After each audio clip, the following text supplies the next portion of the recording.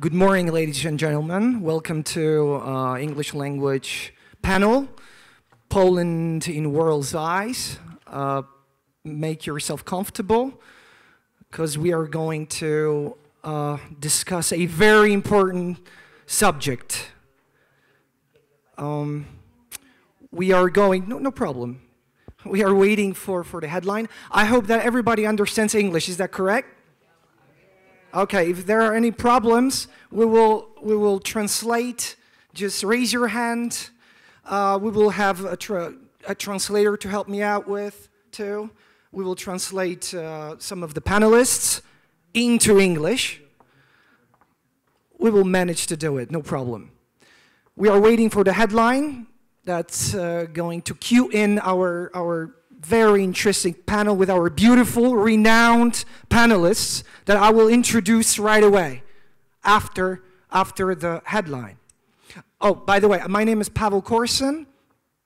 I'm head of programming at Public TV's English language live stream that is going to develop into a fully fledged English language channel that is going to be available throughout the world. And the channel is going to tell the story of Poland, the news. It's going to show films, docs, and everything. So, looking forward to it. And now we are looking forward to the headline. Please roll it.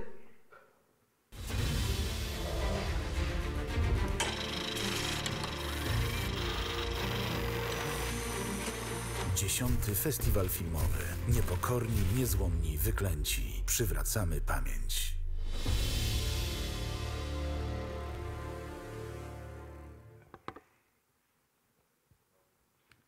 That was pretty short.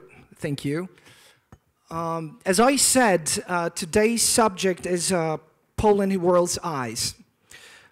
We would like to discuss the state of world's sight concerning Poland, of course. Whether it needs glasses, whether the world is short-sighted or maybe far-sighted or suffers from astigmatism. We will see about that. Let me introduce our great panelists. Let's start with ladies. Ladies first. Representing United States, a coordinator of the famous National History Day program, which is a non-profit education program aimed at helping teachers teach history better and students learn history better. All the way from Nashville, Tennessee, but we are not going to discuss country music. Jennifer Carr, please, a round of applause. Next, not only is she a renowned documentalist filmmaker, graduate of famous FAMU school in Praga, Czech Republic. She's a renowned and rewarded director throughout the globe, but also a resident of Czech Republic. She was awarded Artis Bohemia Macy's medal by Czech Minister of Culture, which means she's treated by Czechs as one of their own. She might break some secrets to us regarding their attitude towards Polish people. Ladies and gentlemen, Mrs. Krystyna Krauze.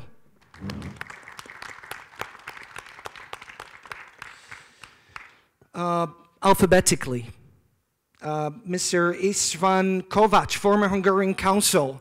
He's going to share some views on Hungarian approach towards Polish people and Poland. Please give me a round of applause for Mr. Kovács.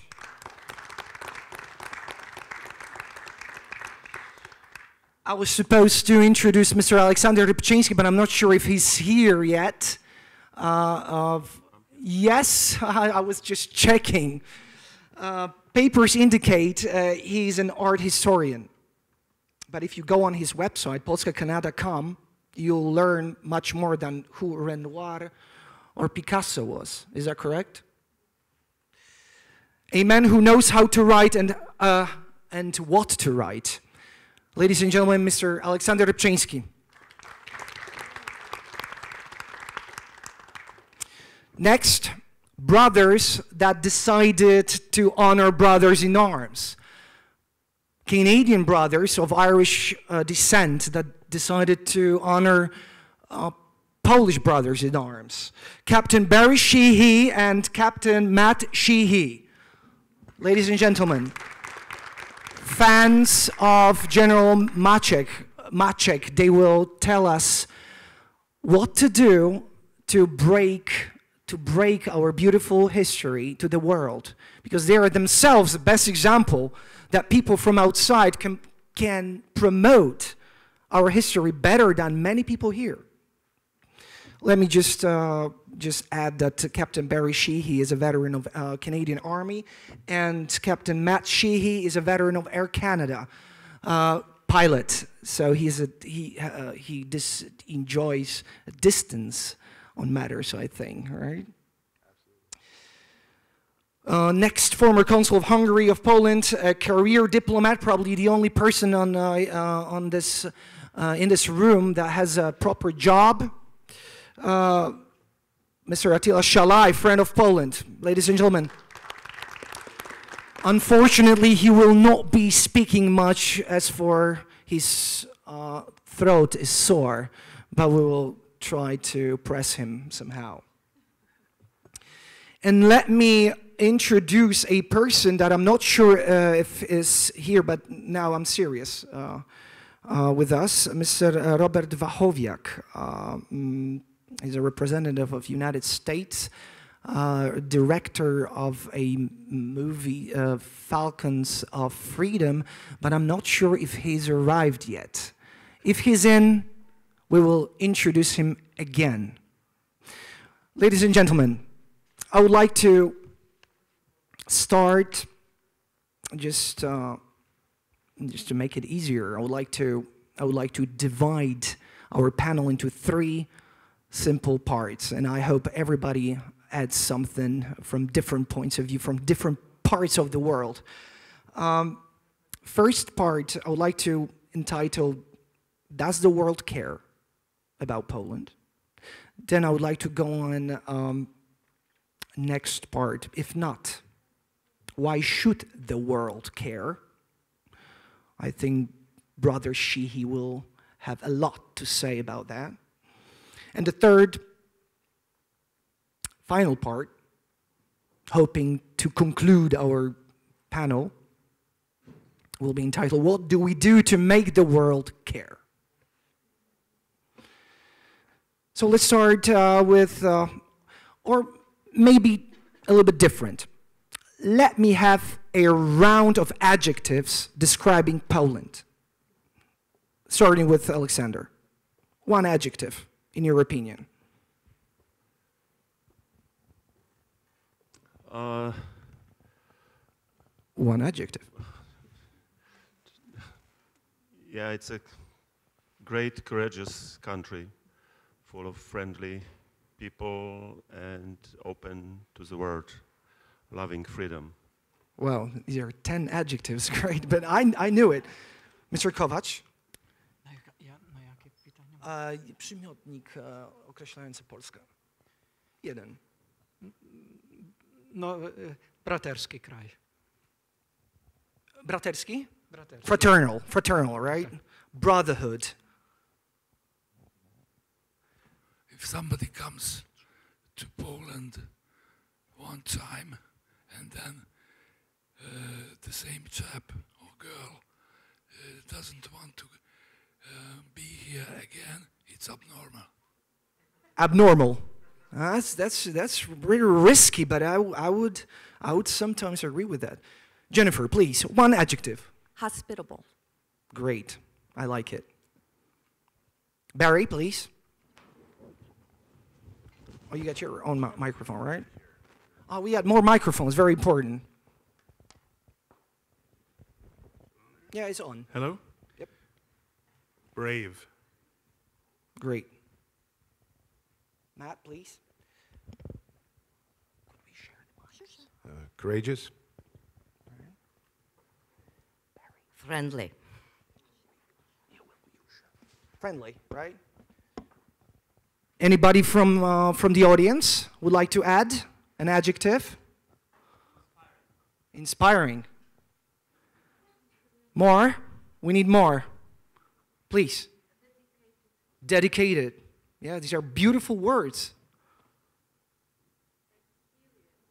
Experienced. Risk-taking, right. Victim, but it's a noun. Like this past participle experience. I'm just kidding. A victim, right? Victim. So we could say that experienced, right? As was said, because experienced can mean two things. With experience and a country that went through a lot, right? That's correct. Any more adjectives? Patriotic. These are beautiful, beautiful adjectives. Does the world know we are dedicated, patriotic, experienced, brave, courageous? Abnormal, I'm not sure about that.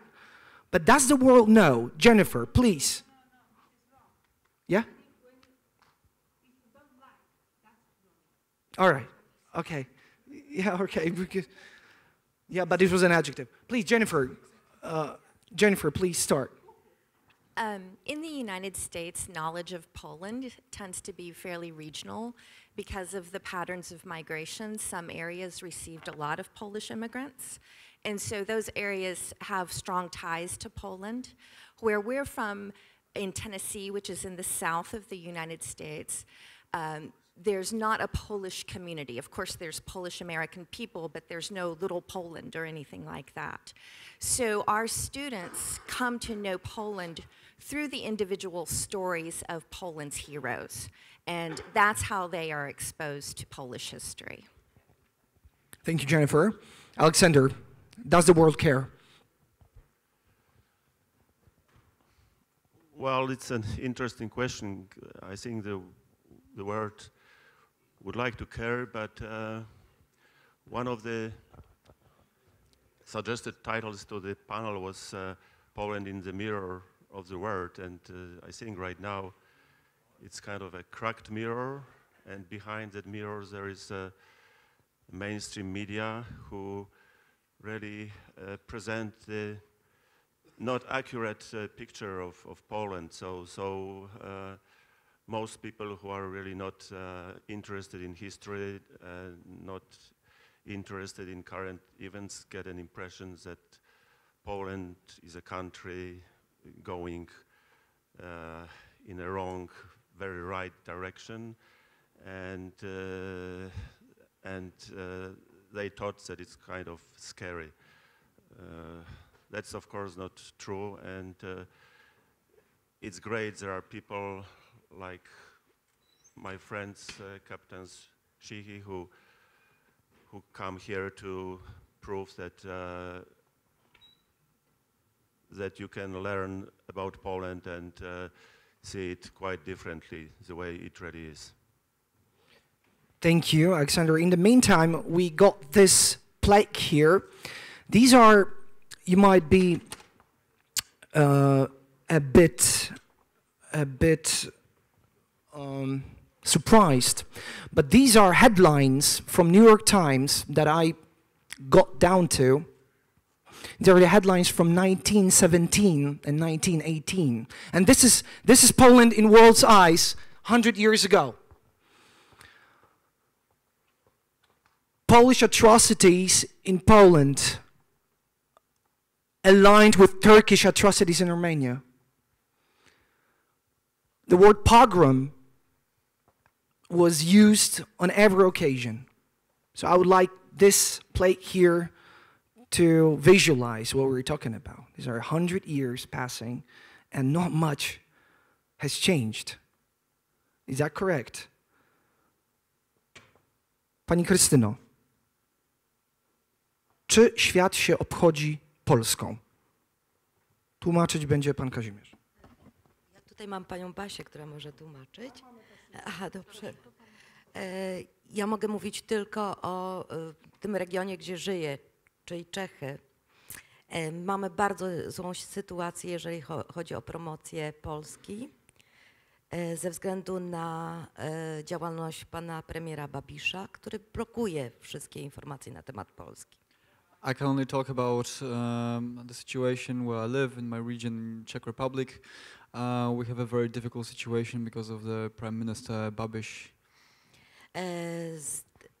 Polska ma w tej chwili bardzo negatywne opinie w Czechach, ale myślę, że zmienia się to dzięki kontaktom osobistym. Mamy dużą Polonię, 50 000 ludzi w Czechach. Poland is viewed in a very negative way, but I think it's changing right now because of certain personal relations that we have with people, and get more and more people talking in a good way about Poland. Generalnie chciałabym powiedzieć, że Czechy to jest bardzo ciężki teren do promocji jakiegokolwiek kraju, ponieważ Czechów interesują tylko Czesi, a na kolejnym miejscu ewentualnie są Niemcy. I would like to say that the Czech Republic is a very difficult place to talk about any other country than the Czech Republic, because the Czechs want to talk only about themselves, and that makes it very difficult to talk about any other country. I dlatego na przykład wspaniałym przykładem takiej promocji Polski jest mój mąż, który pod koniec, dowiedział się o Polsce i mówi, że to jest największe objawienie. Pracował w Wolnej Europie, był uciekinierem 68 roku i po raz pierwszy przyjechał do Polski 2 lata temu i się zakochał. Please raise your hand. I could say that one of the best examples of people promoting Poland in Czech Republic is my husband. He's over there sitting. Can you stand up again? And we can see you. He came to Poland. Thank you, Mr. Husband. He came to Poland only 2 years ago, and he actually escaped in '68, right? And he's in love with Poland. He loves Poland, and he promotes Poland. Thank you very much, Krystyna. Now, on brothers Sheehy, does the world care about Poland? Matt, Captain, please. An interesting question, and obviously my brother Barry and I are here because we were moved by the history of the Polish 1st Armored Division that was at the Battle of Falaise in Normandy under the command of the 1st Canadian Army. They did a terrific job. The Canadians relieved them after they had basically, held off the about 20 divisions of the German Army, including the SS. And so, in our world, myself, my brothers, my family, we always respect courage. We're Celts, I guess, if you can put it that way. And my dad, who was a great, mentor to both Barry and I, was a great fireman. He was a great guy, a lot of fun, but he had more courage than most people I know. So the one thing, and my mother, I mean, we did not accept any kind of running away from a problem. And I think today, I want to talk about the positive aspects of Poland today. I think Poland is now obviously taking a lead, not only in Europe, but in the world, which I think is appropriate. And my brother Barry is a historian, so he can give you more perspective on that. But my first visit here, I've traveled all over the world, but Poland is one of those countries that you sort of miss on your travels, and the people are great. You can see so much positive energy here. You can feel it. So very proud to be here. We're honored to be here, and we look forward to the further discussion in the panel. I'll hand it over to my brother. We are looking forward to this extraordinary work that you guys doing. Barry, does the world care about Poland, about our history? Yes, I think in the right circles it does. I think the problem Poland faces in its broad communications with the world, particularly with the West, is that all that communications has to go through the prism of a very ideologically liberal press. And so that sometimes garbles the message. On the other hand, I think for those people that understand the strategic importance of Poland, it's very clear that the center of gravity in Europe, at least from a defense point of view, and perhaps even from a thinking point of view, is shifting into Central Europe. And Poland is reestablishing itself as a central source of stability in Central Europe. And it is a role the Poles have played before. One of the things that we were most struck by when we began to educate ourselves around the role of the Poles in the Second World War, which was extraordinary, is that the Poles have often, and frankly almost regularly, come to the defense of Western civilization at critical moments, whether that is at the gates of Vienna or in 1919 or during the Second World War. And I think the key to a stable Europe is in fact the establishment of Poland as a central source of stability. That's a very important message, and I think it's a role that Poland is destined to play. And it's not an accident, I think, that if you look at President Trump's visits, he went to Saudi Arabia first to build an important Sunni alliance for various reasons, having inherited quite a mess in the Middle East. And his second visit was here. That was not an accident. I mean, Hopefully. There's an understanding of the importance of Poland in terms of the stability of the West. Barry has initiated the second part of our discussion, which is why should the world care? But before we go there, let me ask Mr. Kovacs, czy świat interesuje się Polską z punktu widzenia Węgier? Ja chciałbym powiedzieć, że jeżeli chodzi o zwierciadło Polaków, to możemy przytoczyć 3 etapy tej sprawy. To znaczy pierwszy to jest lata 60. aż do połowy lat 70. I wtedy przepraszam. So when we talk about the mirror of Poland, Poland's mirror, there are 3 stages. The first stage is between the 1960s and 1970s. Ale to jest dokładnie związane z tym, że w latach 60. dziesiątki tysięcy młodych Węgrów jeździło po Polsce autostopem. So it's in 1960s, thousands of Hungarians drove all around Poland. Well, maybe not drove, but actually hitchhiked around Poland. Tak.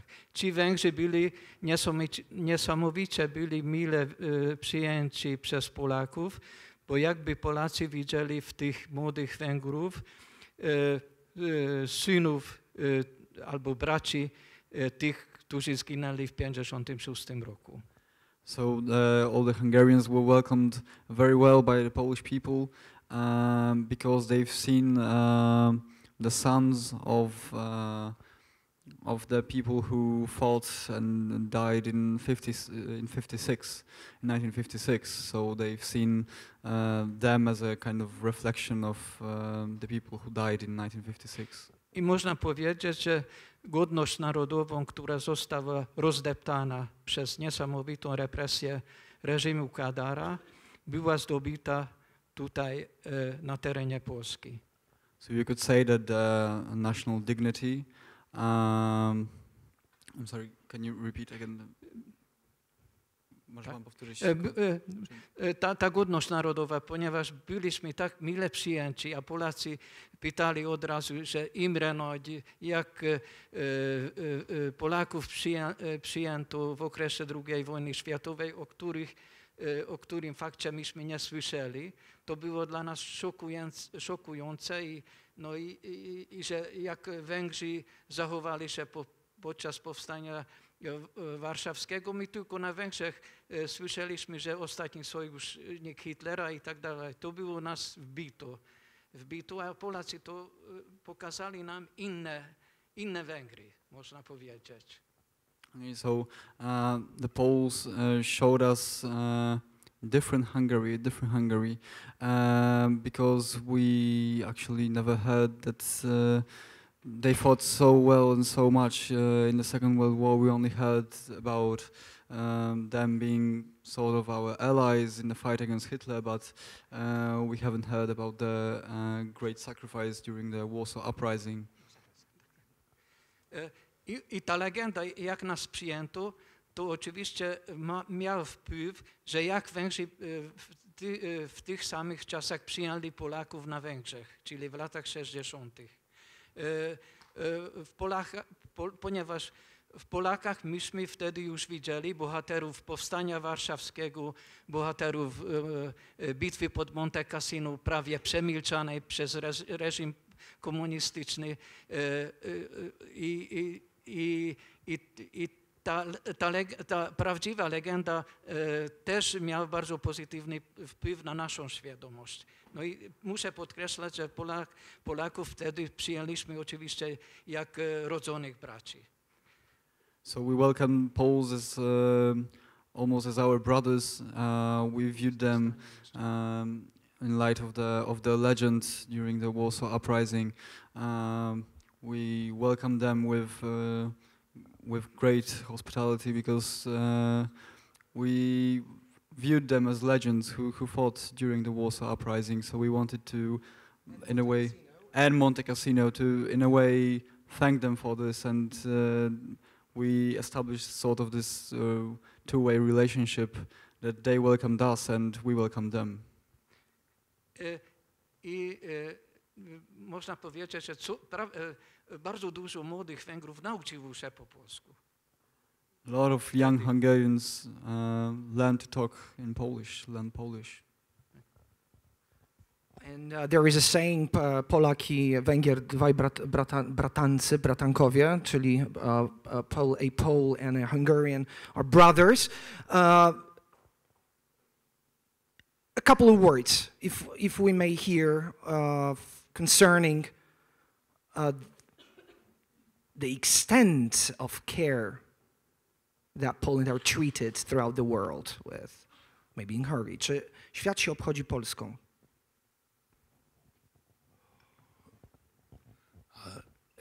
As I see, the world is not interested in the truth. The world is interested in in their point of view from Washington, London, Paris, and they don't want to change their point of view coming to Budapest, Warsaw, Prague, Bucharest, anywhere here in Central Eastern Europe, and take a look around and take a look on Washington, Paris, Berlin, and so on. From here, they are not interested in this case. But I wanted to say a few words about the Hungarian and Polish relationship. What started István. There is a proverb what says that Pole and Hungarian are two good brothers who drink wine and fight together. This proverb is known in both our countries, but sorrowfully, almost that's all. This romantic relationship of two brother nations has to be built always in every generation. It's not enough to remember. We have to drink wine and fight together all the time, and that's only our leaders. That's why what our leaders, Mr. Orban and Kaczynski, decided to call to life two twin foundations, the Wachowiak Foundation in Hungary and the Institute of Felczak in Poland. It's a, want to tell it again, and it's a special relationship which lasts more than 1,000 years. The Polish-Hungarian border, just please remember, it was more than 500 kilometers before 1920, and it was the last 1,000 years the most peaceful border in the whole Europe.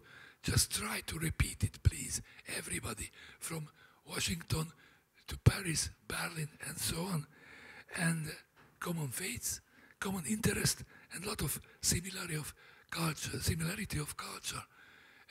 But to see this whole thing, you have to be here, visit us, and a little bit stay with us and drink wine, vodka, and so on.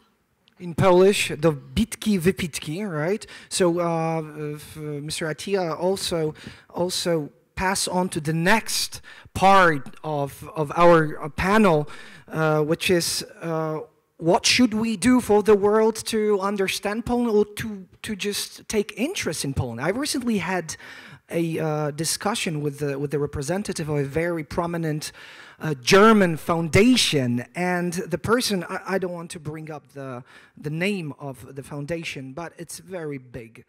The person told me, in a nutshell, that Germans think that we dwell on history too much.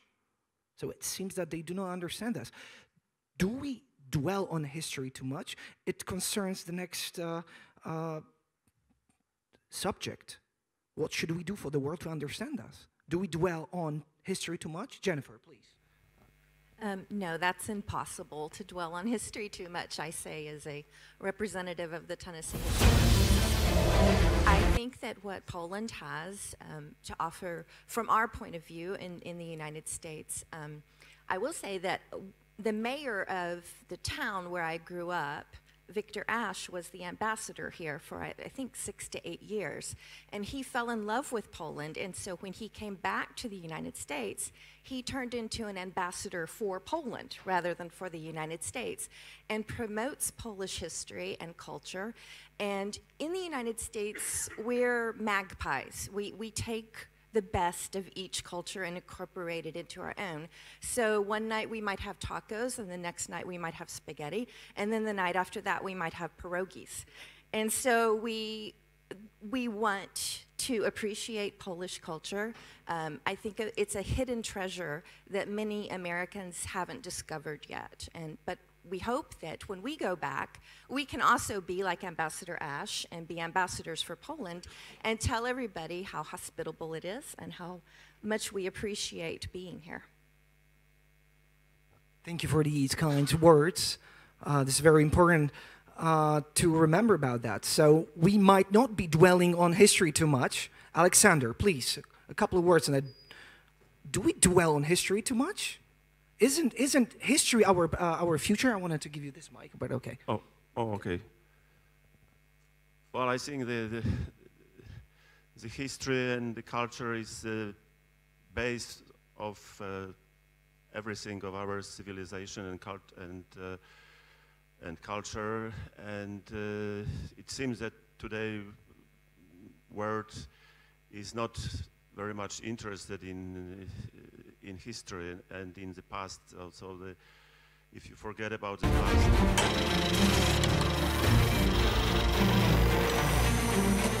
Dziesiąty Festiwal Filmowy. Niepokorni, niezłomni, wyklęci. Przywracamy pamięć. Canada, our Prime Minister, that diversity is our strength, which really in practice doesn't work out. And what Mr. Attila said before, that the world is not interested in truth. It's fed by fake news, which are easily taken when you don't know history, and Poland and the other Eastern European countries like Hungary and Czech Republic and Slovakia. So we experienced years of communist regime, so we understand the word better. It's not that easy to fool us, and so I think what we could teach the world is to listen and watch what's happening and judge it by common sense and our knowledge, not listen to what we told to. Thank you, Aleksander. Very important words. I wish everybody understood that throughout the world, right? But this panel is a step towards that. Pani Krystyno, czy my za dużo mówimy o historii? What do Czechs think about our history policy? Niestety muszę przyznać temu panu z Niemiec rację. To była pani. To była pani, aha, przepraszam. Mam wrażenie, że my, promując Polskę, za bardzo wyciągamy tak zwane polskie bebechy, jakbyśmy powiedzieli. Nie wiem, jak to pan I think that when we promote Poland, we kind of bring too much that's without maybe difficult to understand without context and without broader knowledge about Poland, and we give this raw kind of essence of Poland that we want to give, and maybe that's why we can be understood by others. Chodzi mi o to, że promujemy się filmami, ja jestem filmowcem, więc głównie opisującymi nasze tragedie narodowe. Obchodzimy rocznicę naszych tragedii narodowych. Zamiast promować się tak pozytywnie, zwycięsko. Maybe and the fact that we are viewed that way by others is because I'm a movie producer. I make movies, I make films, and we are viewed this way because we dwell too much on our national tragedies. We do a lot of movies, a lot of films about our national tragedies, and not about a lot of positive things that happened in Poland and are happening in Poland. And maybe that's what we should focus on these positive things instead of tragedies.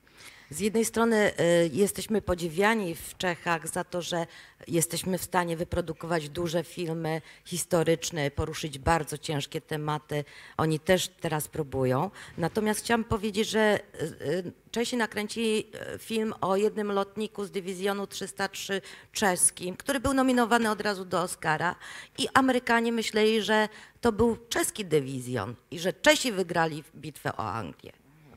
So I wanted to say that in Czech Republic we are actually respected for trying to talk about difficult subjects, but for example there was this one movie recently made about a Czech pilot in the Polish Squadron 303, and actually a lot of Czech people think that and Americans. Yes, that this squadron was actually a Czech squadron. That it was actually from. Yeah, that's a paradox there, but it's a power. It's a power of propaganda. And this movie well, was right? this film was actually nominated for the Academy Awards immediately, and the Czech people in the Czech Republic think that 303 Squadron was actually Czech. So what do we do? Ja tylko dokończę. Także jeżeli ktoś umie odpowiednio pokazać tą swoją historię, to jest duży sukces. Natomiast Polacy, przynajmniej w Czechach, są postrzegani jako tak zwani frajerzy, ale to nie jest słowo frajer polski, czyli naiwny, ale frajer taki, który, tak jak mówił Churchill, że marzeniem Polaka jest umrzeć bohaterską śmiercią w przegranej bitwie, tak. So what I want to say is that it's a really difficult thing and a good thing to properly promote one's country, but in Czech Republic, Polish people are viewed as Naive? Naive, but not in a usual way, but in a way that we desperately want to die for our country, and that we long for death, for glorious death, which is obviously not true, but that's how they perceive us. Dlatego uważam, że jeżeli mamy zainteresować i żeby Czesi byli zainteresowani naszym krajem, musimy pokazywać taką właśnie turystykę, są zachwyceni nagle. Czesi jeżdżą całymi chmarami do Chorwacji nad morze. To jest taki narodowy sport czeski. Jeżdżą po prostu do Chorwacji. Natomiast nie wiedzą, że w Polsce jest morze. I naszym zadaniem jest pokazać Polskę współczesną, atrakcyjną dla nich, z świetną kulturą, kuchnią. Niestety Czesi nas postrzegają ciągle jako skansen. Unfortunately, we are viewed in a negative way, mostly in Czech Republic, but what we should do to promote Poland is to focus on the positive things like tourism. A lot of people in the Czech Republic don't know that we have sea in Poland. A lot of them go to Croatia to see the sea, and they don't even know that we have a sea in Poland here. And that's what we should focus on positive things, on tourism, on our culture, to promote Poland. Cuisine. Thank you, Krystyna. But now, guys that fell in love with Polish history. Barry, do we dwell on history too much? No, absolutely not. Yeah, no, absolutely not. You have to understand where you've come from to know where you're going. And so understanding history is an essential foundation for any successful society. The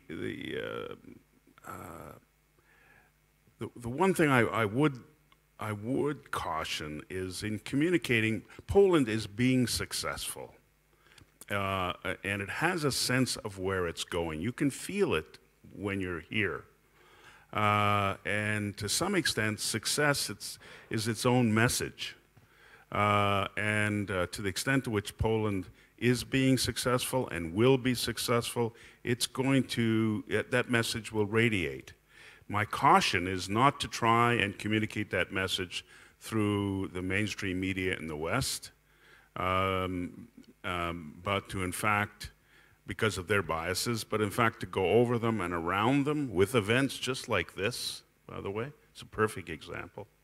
To communicate the success that you're having.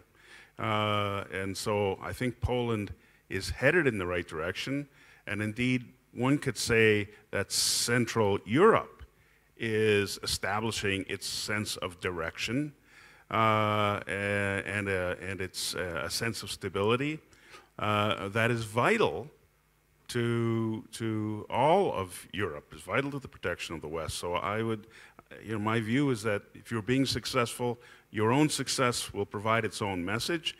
But when you do communicate it, you need to communicate it directly to the public. You mentioned tourism as a perfect example. The more people come and see the success and see the sense of determination and calmness and an understanding of what you're up against and how you're dealing with it and how you're dealing with it successfully. In contrast, I might add, to any number of countries in Western Europe, that's a very positive and powerful message. Just don't try and communicate it through, BBC. True. It has to be a mixture of those elements, right? A little bit of tradition, but the modern approach is.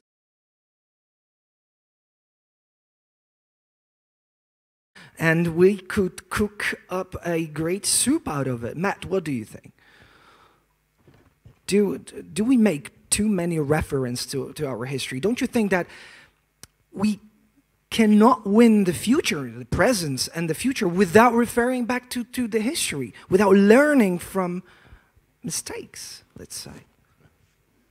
Well, absolutely, and it's always difficult to follow my brother Barry here. the thing is, 303 Squadron was significant squadron in the Battle of Britain. In fact, they had the most successful kill rate, and they were significant contributions to the survival of England at that point in time, which if England had fallen, the Second World War could have changed direction completely. All that being said, I really enjoyed the panel here. Very unique experience. The fact is, you won't find this sort of international communication taking place in a lot of countries, as Barry sort of suggested, whereas it's happening here. And the ladies from Tennessee and some of the young actors are here as well. Tremendous replication of what really happened. And when you see it for real, and it does, you know, go at your heartstrings, because history should be a sort of a living organism. In other words, we don't forget about it, because Barry pointed out quite clearly, those who forget history and don't learn from it are bound to repeat the same mistakes over and over, and we seem to be unable to learn from history.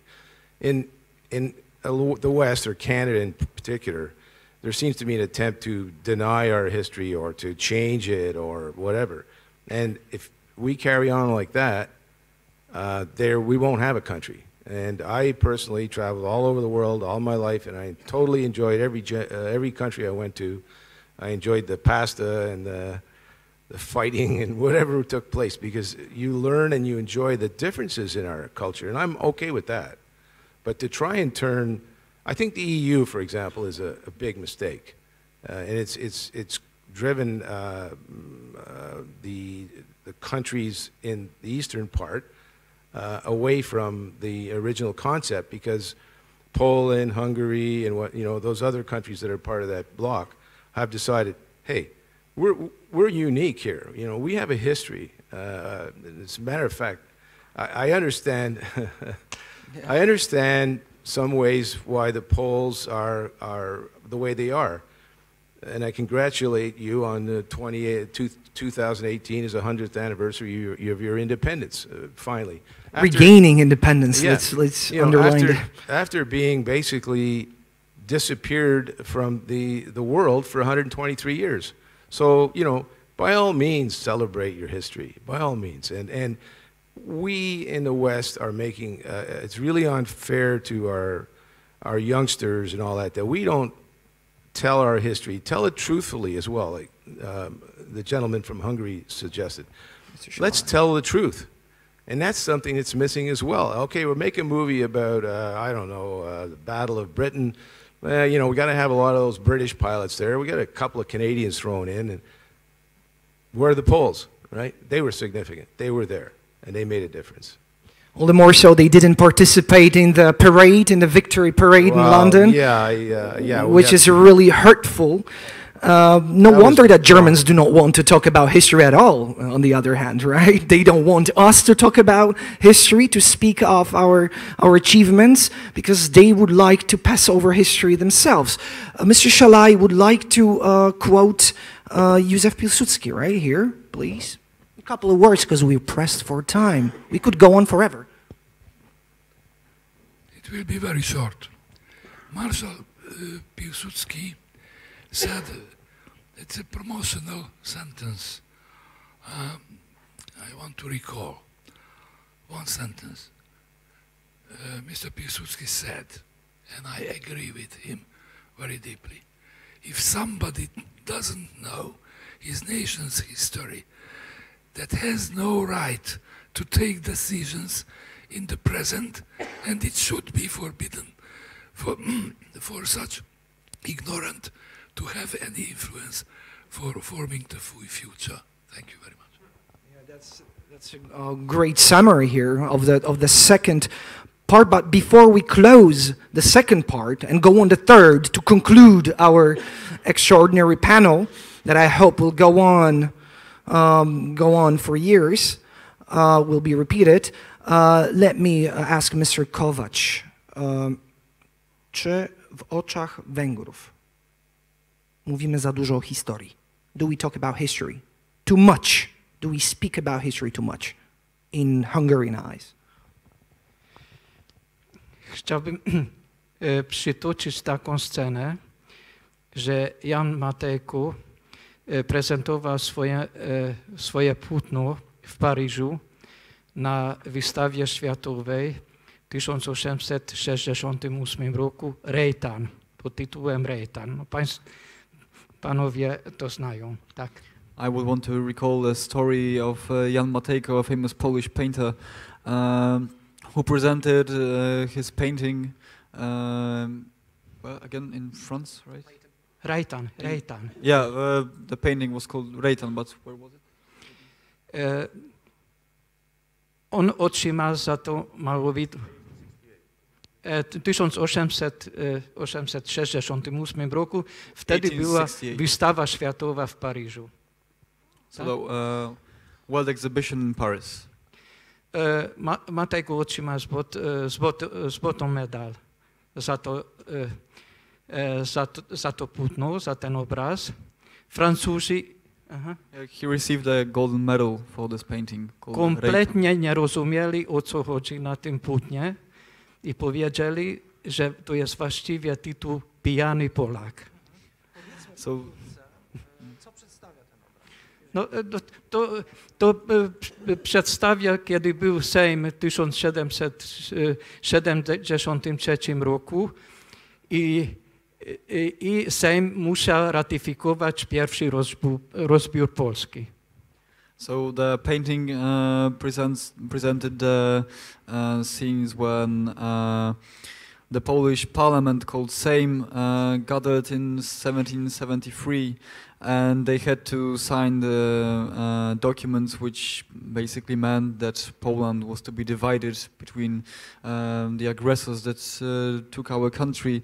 And there was this one Pole called Rejtan, hence the title of the painting, who actually threw himself on the floor and he shred his shirt in a protest against signing the documents which would basically erase Poland from the maps of the world.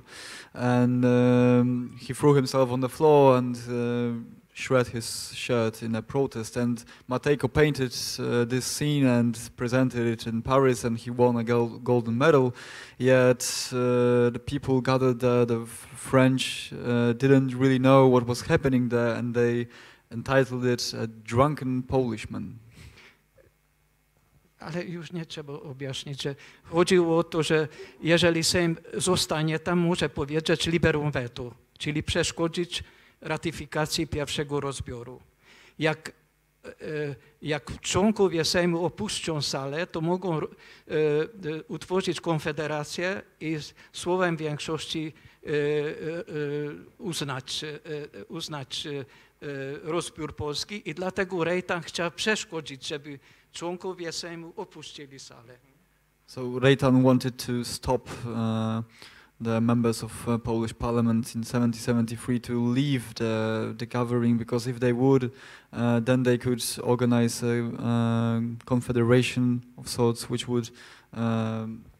could vote on erasing Poland from the maps and dividing it between our neighboring countries. Może linia teraz do najważniejszego.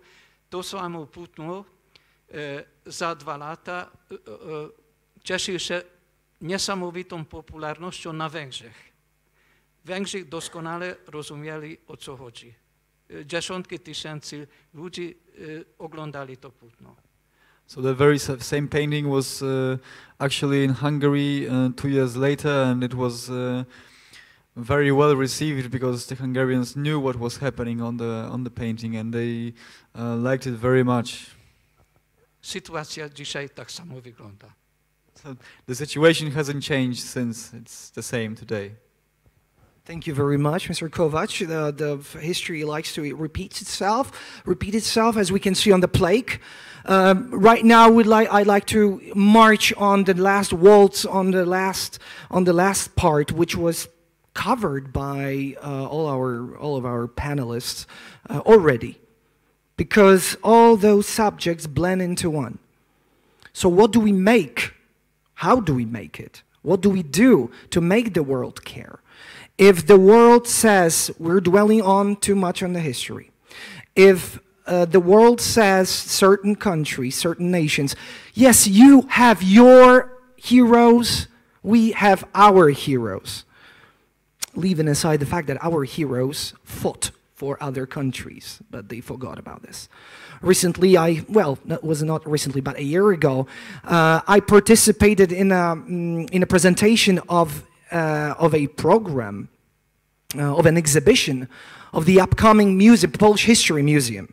And it's going to be divided into galleries, beautiful galleries. But I pointed out that the museum is lacking one more gallery.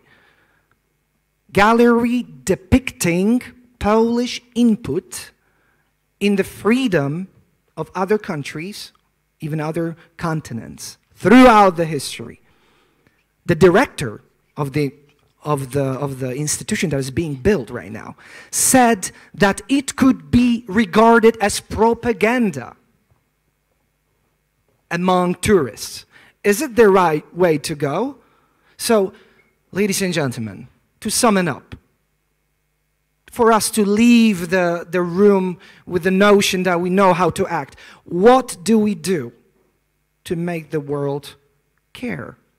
To make the world take interest in Polish history and Polish tourism? Jennifer, please, traditionally.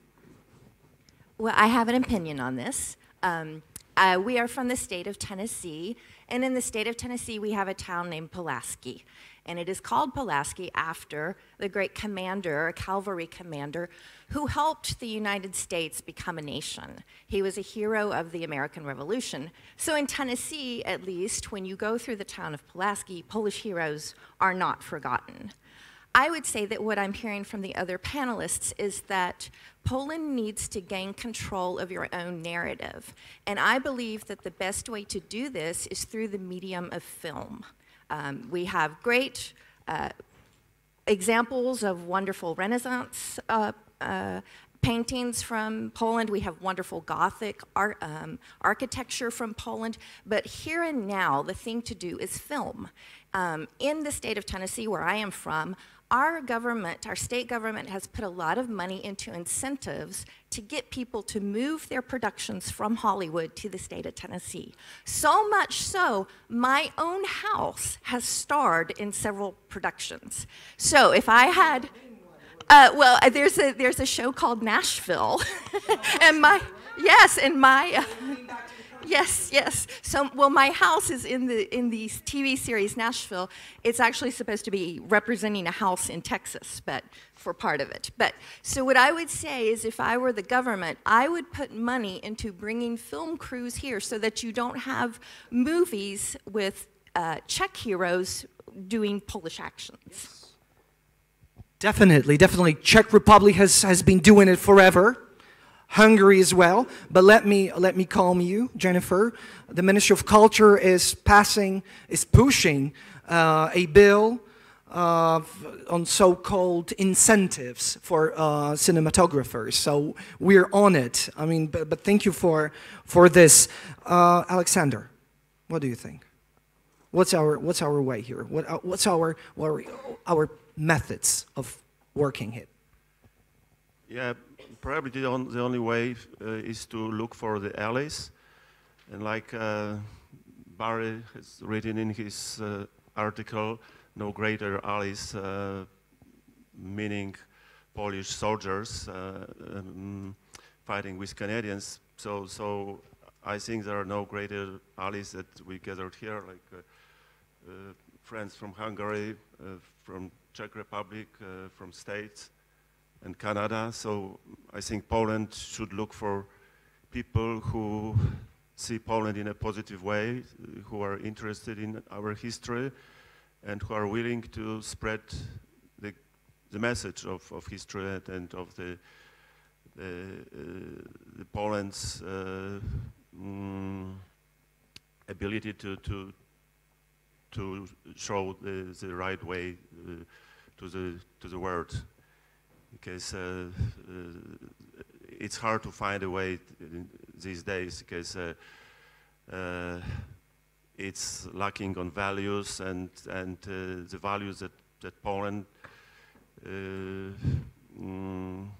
cares the most is freedom, brotherhood, and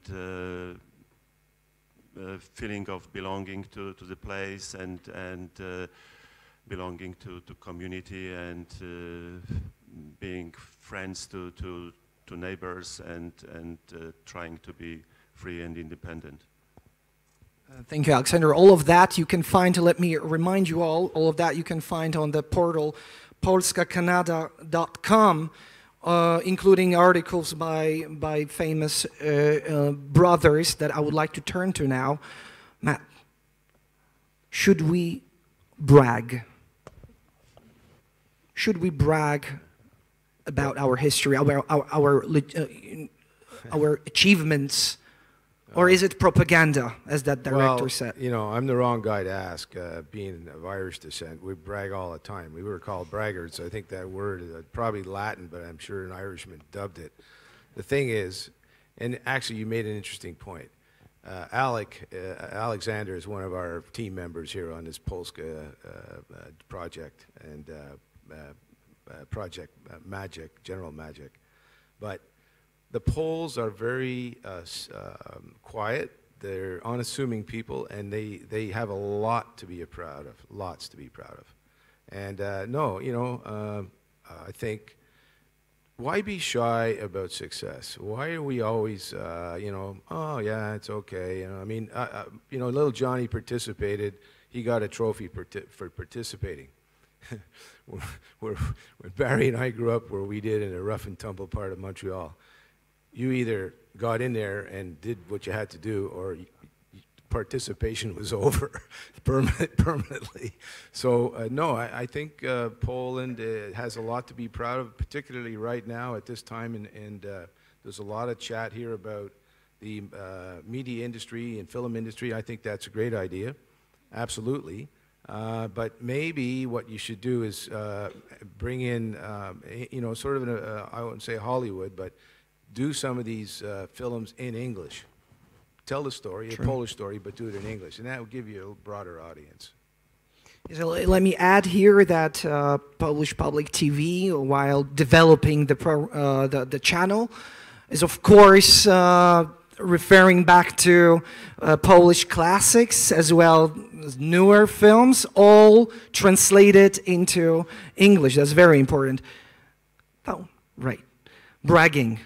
Pani Krystyno, czy możemy się chwalić? Powinniśmy się chwalić? Czy Czesi, to będzie kolejny powód, dla którego Czesi nie będą nas lubić? Another reason for Czechs not to like us, not to like Polish people, that we brag. Najlepiej, gdybyśmy się nie chwalili, a inni nas chwalili. The best thing would be for us not to brag, but for others to talk about us. To praise us. Praise us. Na przykład niedawno w Czechach, zrobił to słowacki reżyser, ale nieważne, powstał film o serze Wintonie, który ratował żydowskie dzieci, ale to był film produkcji brytyjskiej, a nie czeskiej. I to było takie charakterystyczne, że to Brytyjczycy wydali pieniądze na to, żeby pokazać, jak były ratowane żydowskie dzieci. So the British actually made a film about well, actually paid, right? Yeah, paid. They financed it. Tak. Yeah, for a movie to be made about the Czechs, right, saving Jews. Dlatego uważam, że nie powinniśmy wydawać pieniędzy na to, żeby pokazywać, że Polacy na przykład ratowali ludzi zagrożonych w Holokauście, tylko inni powinni nas chwalić za to. I think that we shouldn't pay for making films about Polish people who saved Jews or were heroes during the Second World War. We should let others talk about us, others finance those movies. Natomiast wracając, ja jestem reżyserem i właśnie skończyłam taką trylogię, gdzie znalazłam zawsze bohaterów polsko-czeskich, czyli pierwszym bohaterem był Václav Havel, drugim Agnieszka Holland, która zrobiła najsławniejszy film w ostatnich czasach o roku 68, o inwazji rosyjskiej. I o Karolu Krylu, który tutaj wygrał w zeszłym roku ten festiwal. To jest kwestia poszukiwania bohaterów, którzy są naszymi wspólnymi bohaterami. I'm actually a film director and I'm making a lot of movies. I'm making a kind of a trilogy about Václav Havel and Agnieszka Holland and Karel Kryl. And yeah, that's why I think we should be talking about. And I was trying to find heroes that are not only Polish but Polish and Czech, to find the connection between Polish and Czech people. Ja na przykład uważam, że powinien powstać bardzo fajny, fabularny film o Dubrawce, dzięki której mieliśmy tutaj chrześcijaństwo, a Czesi by zostali w jakiś sposób uhonorowani, że skrystianizowali chrześcijańskich Polaków, nie? I think that we should do a movie about Dubravka because which brought Christianity, and I think that that will be an interesting thing because the Czech people would also be interested, and it will be also about them and not only about us, but about them and about us. So. Ale też trzeba zacząć od takich małych rzeczy. Myśmy się niedawno z mężem pokłócili o zajęcie przez Polaków Zaolzia. I ja powiedziałam, słuchaj, to jest to za to, że wyście nas oszukali w 1919 roku, czy 18 w czasie traktatu wersalskiego. I on nie chciał wierzyć.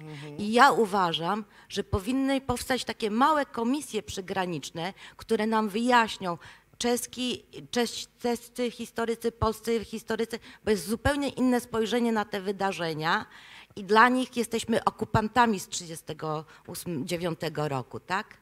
And I also think we should do things step by step, not to rush everything, because there are little things like recently I had a little bit of a fight with my husband about taking over one village. A tiff. Yeah,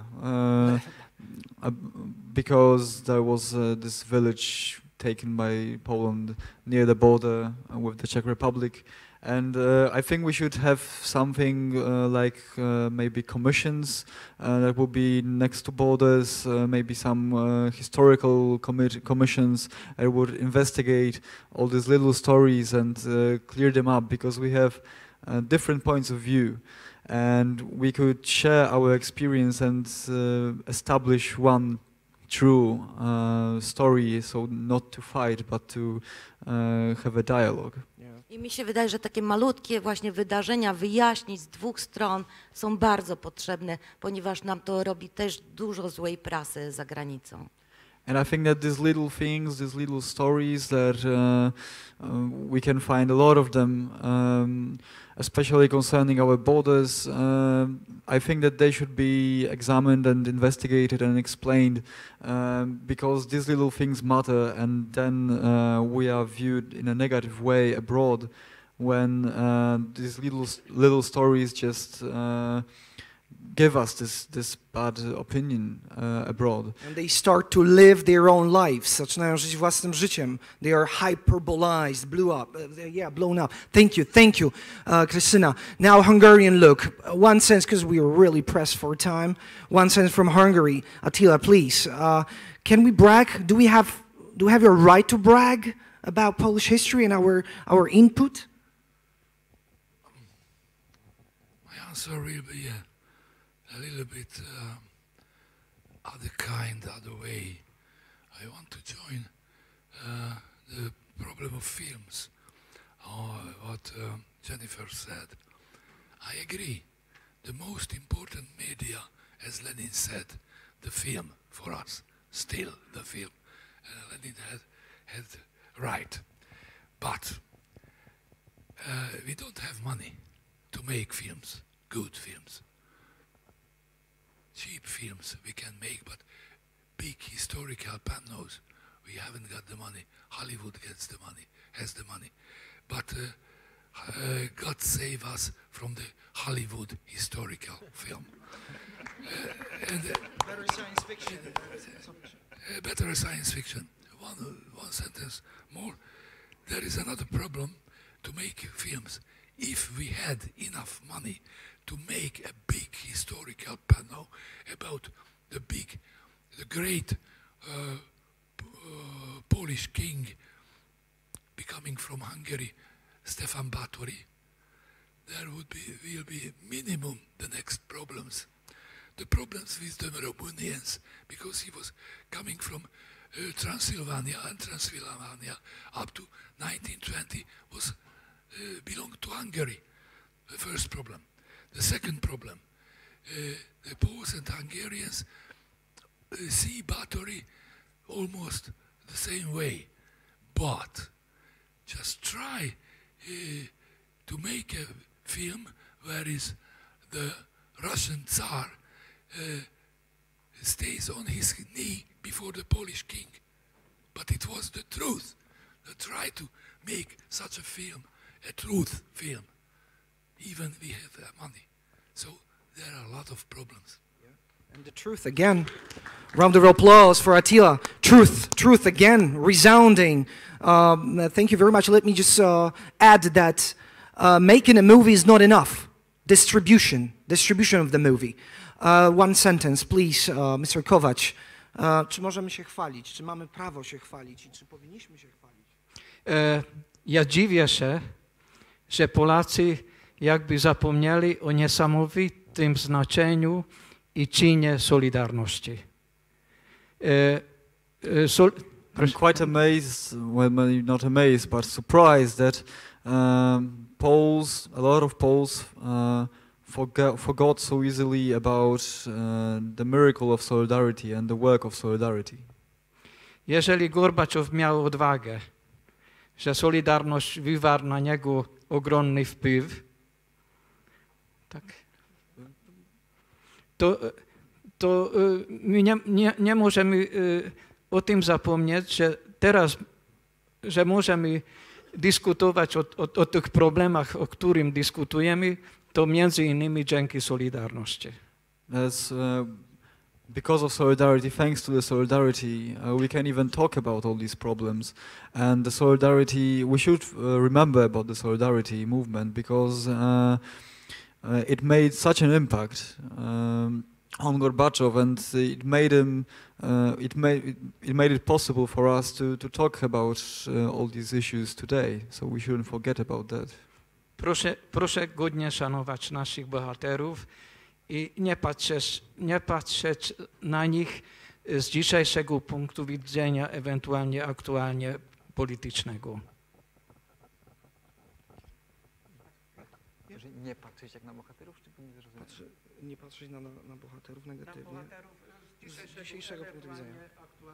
From the today's point of view, let's not regard heroes from today's political point of view. This is what Mr. Kovac and how Mr. Kovac summed up his statement. And to wrap it up, to conclude our let's say captivating panel, I would like to ask Barry to say a few words on common ground, on the fact that we should brag by all means, and why we should brag, because otherwise nobody is going to listen to us, right? Barry, please, floor is yours. So I'll close out.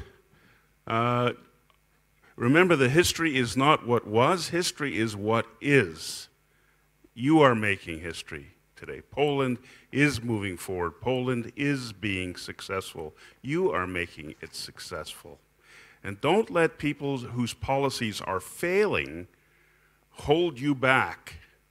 Push them aside, move on, let the results speak for themselves, and then let them catch up. That's beautiful. That's what we take it to heart. We take it to heart. Thank you, ladies and gentlemen. Thank you very much. I hope this panel will help us all talk more. Yeah, of course, in a couple of seconds, all right?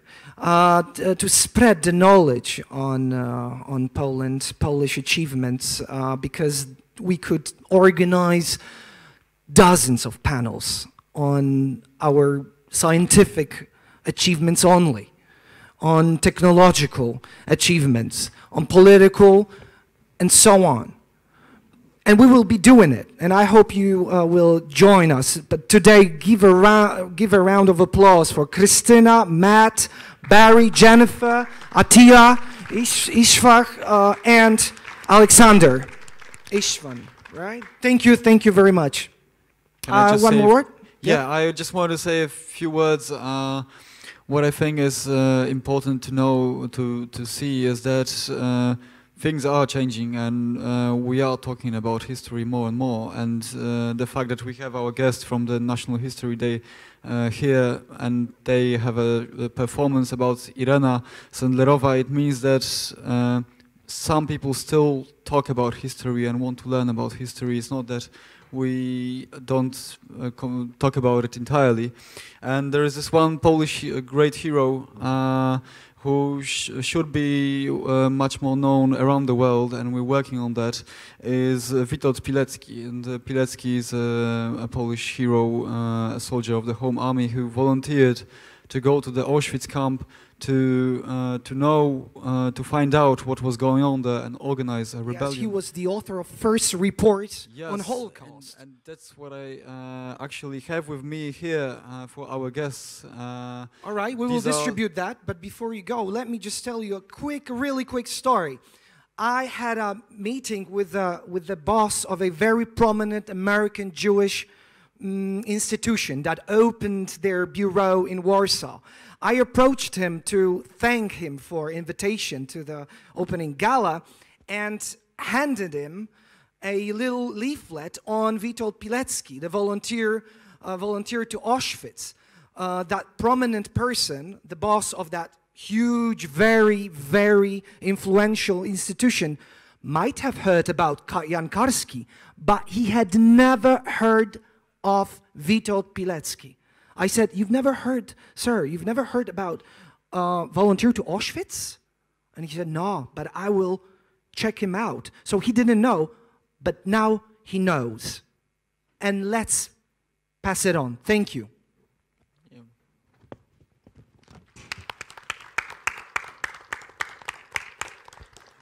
Let's distribute it.